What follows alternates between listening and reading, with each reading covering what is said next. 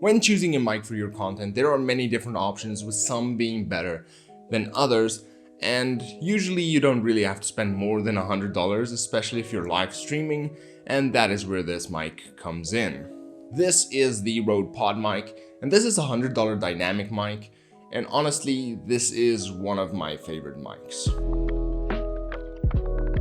The Rode mic, as mentioned, is a $100 dynamic mic, and if you don't know the main differences between mics, let's quickly run through them. Now, the two main types of mics that you really need to concern yourself with as a content creator is dynamic or condenser.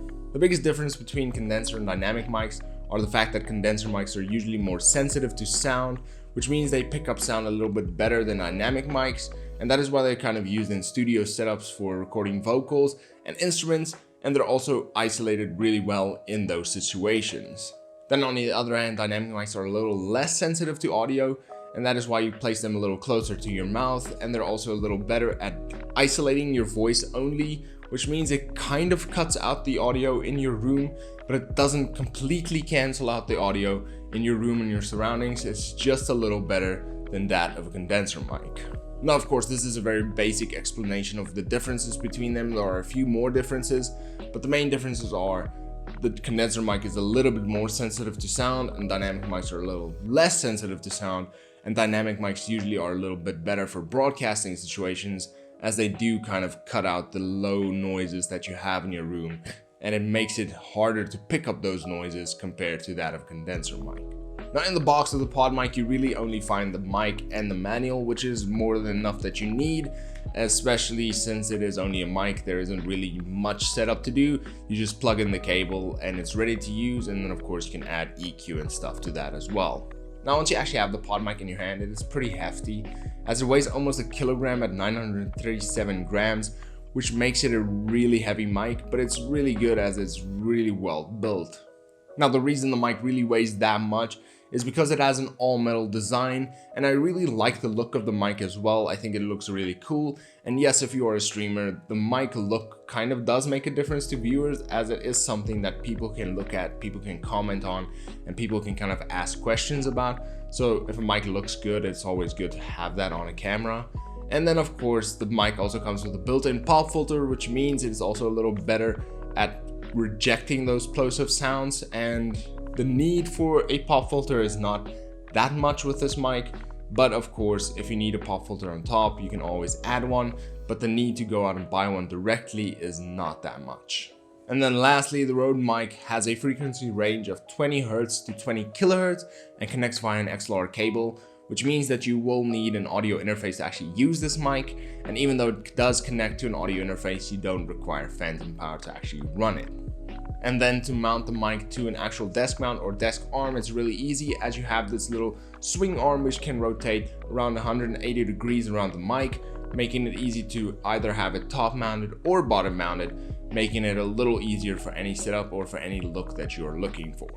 Now, when it comes to the audio quality of the Rode Podmic, in most situations it really is more than enough, especially for live streaming, as the compression of your audio in live streaming is really high, meaning that if you buy anything above a $100 mic or anything better than the Podmic, you really don't get that audio gain anymore, as it is compressed a lot.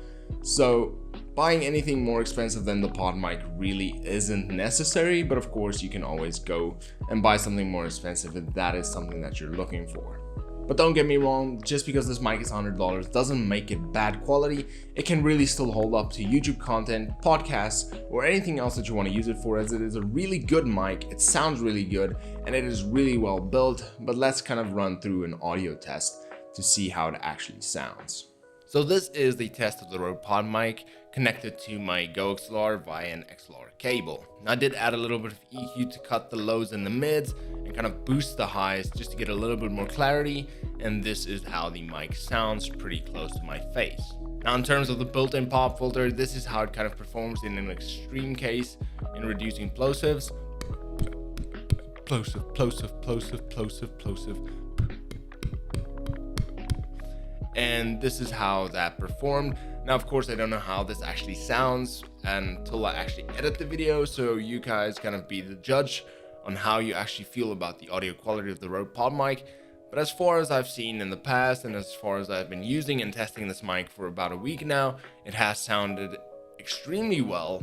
So here is the actual audio test of that. Overall, the Rode Podmic is great for any creator in any use. The fact that it's dynamic mic makes it a little bit more versatile, especially for creators that are in more noisy environments. Even though it doesn't cancel out the noisy environments, it does suppress them a little, which means that if you have noisy environments with fans and stuff going on in the background, your audio will sound a little better as it would with a condenser mic, as a condenser mic really captures all of those noises more effectively than a dynamic mic. But dynamic mics don't cancel out background noises at all, so don't think it's gonna cancel out the background noises. It's just gonna help a little to suppress those noises.